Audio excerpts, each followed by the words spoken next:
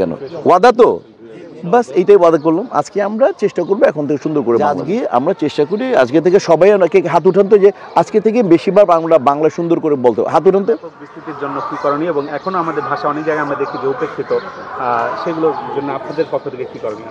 মানে আমাদের না, এটা তো করবে যারা স্টেক হোল্ডার। আমরা কি করবো? আমরা বাংলায় আমাদের পক্ষ থেকে একটা শিল্পী, পার্শ্ববর্তী শিল্পী, এখানে আমরা কি করবো? আমাদের করার কিছু নেই, আমাদের করা ব্যক্তি, এখানে ব্যক্তি ব্যাপার চলে আসে। সমিতির দেশ করবে, ভাষা নিয়ে দেশ করবে, যাদের দায়িত্ব তারা করবে।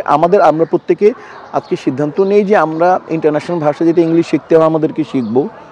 ওইটা আমাদের শিক্ষাকে বাড়ানোর জন্য শিখবো, জ্ঞানকে জানার জন্য শিখবো, বা উচ্চশিক্ষার জন্য ইংলিশ শিক্ষা দরকার আছে। কিন্তু আমরা প্রত্যেকে আজকে সিদ্ধান্ত নিই না যে আমরা বাংলাটি সুন্দর করে বলতে চেষ্টা করবো। আজকে আমরা নিই না, এখানে যারা আছি আপনারা কি আমার সাথে একমত আছেন যে আজকে আমরা চেষ্টা করি আজকে থেকে সবাই অনেকে হাত উঠান তো, যে আজকে থেকে বেশিরভাগ আমরা বাংলা সুন্দর করে বলতে হাত উঠান তো।